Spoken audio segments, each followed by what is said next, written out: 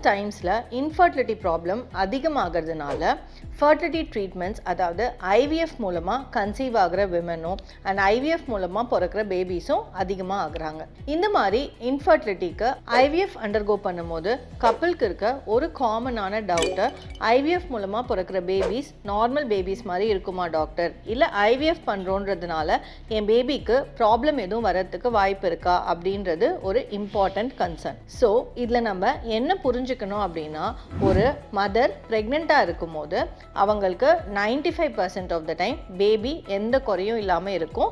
இது நேச்சுரல் ப்ரெக்னன்சியாக இருந்துச்சுன்னா. அண்ட் இந்த மாதிரி நேச்சுரல் ப்ரெக்னன்சியில் கூட குழந்தைக்கு அனாமலிஸ் இல்லைனா ஏதோ ஒரு குறைபாடு வரத்துக்கான ரிஸ்க்கு 3 to 5% அப்படின்றது ரிசர்ச் மூலமாக ப்ரூவ் பண்ணியிருக்காங்க. ஸோ இப்போ நம்ம ஐவிஎஃப் பண்ணுறோம், இதனால் ப்ரெக்னென்ட் ஆகிறோம் அப்படின்னும் போது இந்த ஐவிஎஃப் ப்ரெக்னன்சிலையும் பேபிக்கு அதே 3 to 5% ரிஸ்க் இருக்கும் ப்ராப்ளம் வர்றதுக்கு.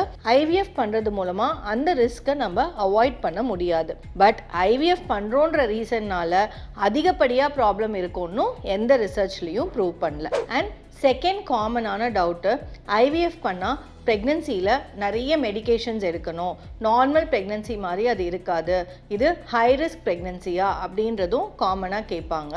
ஸோ யூஸ்வலி ஐவிஎஃப் ப்ரெக்னன்சியில் ஃபஸ்ட்டு 3 months ஆஃப் ப்ரெக்னன்சி நம்மளுக்கு கொஞ்சம் ஹை ரிஸ்க் கேட்டகரியில் தான் வரும். பிகாஸ் நம்ம மெடிகேஷன்ஸ் எக்ஸ்ட்ராவாக எடுக்கிற மாதிரி இருக்கும். பட் யூஸ்வலி ஒரு 8 to 9 weeks கிராஸ் ஆகும்போது இந்த பேபியும் நஞ்சு கொடியும் அதுக்கு தேவையான ஹார்மோன்ஸை உற்பத்தி பண்ணிக்கும். ஸோ ஐவிஎஃப் ப்ரெக்னன்சிலையுமே நம்ம 9 weeks தாண்டி மோஸ்ட் ஆஃப் த மெடிசன்ஸ் கம்மி பண்ணிடுவோம். பட் ஒருவேளை ட்வின் ப்ரெக்னன்சி அந்த மாதிரி இருக்குது அப்படின்னா நம்ம ப்ரீடேர்ம் லேபர், அதாவது குறை மாசத்துல டெலிவரி ஆகிறத தடுக்கணுன்றதுக்காக ஒரு சில extra progesterone tablets and injections throughout pregnancy continue பண்ணுற மாதிரி இருக்கும். But most of the singleton IVF ப்ரெக்னன்சிஸில் beyond 3 months too much of medications நம்ம எடுக்க சொல்லி அட்வைஸ் பண்ணுறது கிடையாது. அண்ட் பியாண்ட் 3 months நம்ம ரொட்டீன் ப்ரெக்னென்ட் விமன் எடுக்கிற அயன், கால்சியம், ஃபோலிக் ஆசிட் இந்த மாதிரியான சத்து மாத்திரைகள் எடுத்தாலே போதும். ஸோ ஐவிஎஃப் மூலமாக ப்ரெக்னென்ட் ஆகிறோம் அப்படின்றதுனால கம்ப்ளீட்டாக பெட் ரெஸ்ட்டில் இருக்கணும், பெட்டை விட்டு இறங்கவே கூடாது, நடக்கக்கூடாது, எந்த வேலையும் செய்யக்கூடாது அப்படின்றது ஒரு காமனான மெத்து. இன்னும் ஒரு சில பேர் ஹாஸ்பிட்டல்லே நாங்கள் தங்கணுமானும் கேட்பாங்க. ஸோ யூஸ்வலி எவிடன்ஸ் படி பார்க்கும்போது இந்த மாதிரி ஐவிஎஃப் பண்ணால் ரெஸ்ட்டில் இருக்கணும், பெட் ரெஸ்ட்டில் இருக்கணும் அப்படிலாம் எதுவுமே கிடையாது. நீங்கள் உங்களோட நார்மல் ரெகுலர் ஒர்க்கில் இருக்கலாம். பட் முடிஞ்ச வரைக்கும் ரொம்ப ஹெவி வெயிட்ஸ் லிஃப்ட் பண்ணுறது, விகரஸ் ஆர் ஸ்ட்ரெனுவஸ் ஆக்டிவிட்டீஸ் பண்ணுறதை அவாய்ட் பண்ண சொல்லுவோம். அதர்வைஸ் பெட் ரெஸ்ட்டில் இருக்கணுன்றது மேண்டேட்ரி கிடையாது. அண்ட் ஐவிஎஃப்னால ப்ரெக்னன்சி வந்துச்சு அப்படின்னா நார்மல் டெலிவரி ட்ரை பண்ண முடியாதா டாக்டர், சிசேரியன் தான் பண்ணணுமா அப்படின்றது நெக்ஸ்ட் காமனான ஒரு கொஷின்.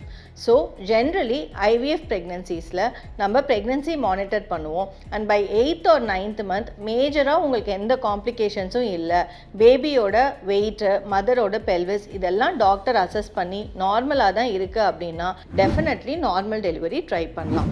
ஐவிஎஃப் பண்ணோன்ற ரீசனுக்காக சிசேரியன் பண்ணணும் அப்படின்றது அவசியம் கிடையாது. அண்ட் ஃபர்ஸ்ட் பேபிக்கு நாங்கள் ஐவிஎஃப் பண்ணால் செகண்ட் பேபிக்கும் இதே ட்ரீட்மெண்ட் தான் பண்ணணுமா அப்படின்றது அடுத்த காமனான கொஷின். ஸோ ஃபர்ஸ்ட் பேபிக்கு நீங்கள் என்ன ரீசனுக்காக ஐவிஎஃப் பண்ணுறீங்க அப்படின்றது ரொம்ப இம்பார்ட்டன்ட். யூஸ்வலி அன்எக்ஸ்பிளைன்ட் இன்ஃபர்டிலிட்டி இல்லை பிசிஓ இந்த மாதிரி காரணங்களுக்காக நம்ம ஃபர்ஸ்ட் ஐவிஎஃப் பண்ணோம் அப்படின்னா இந்த விமென்க்கு அட்லீஸ்ட் 20% of the time subsequent pregnancies நேச்சுரலாக வர்றதுக்கு அதிகப்படியாக வாய்ப்பு இருக்குது. அதுவே டியூபல் பிளாக் இல்லை எக் நம்பர் ரொம்ப கம்மியாக இருக்குது, இந்த மாதிரியான காரணங்களுக்காக பண்ணும்போது சம்டைம்ஸ் அடுத்த ப்ரெக்னன்சிக்கும் ஐவிஎஃப் தேவைப்படுறதுக்கு சான்சஸ் இருக்கும். So generally IVF pregnancy or natural pregnancy ரெண்டுத்துலையுமே பேபிக்கு அனாமலிஸ் ஆர் ப்ராப்ளம் வரத்துக்கு 3 to 5% ரிஸ்க் தான் இருக்குது. அண்ட் ஐவிஎஃப் ப்ரெக்னன்சி ஃபஸ்ட்டு 3 monthsல கொஞ்சம் காம்ப்ளிகேட்டடாக இருக்கும், மெடிகேஷன்ஸ் எடுக்கணும். But beyond 3 months it will be like any other normal pregnancy and நம்ம நார்மல் டெலிவரியும் ட்ரை பண்ணலாம்.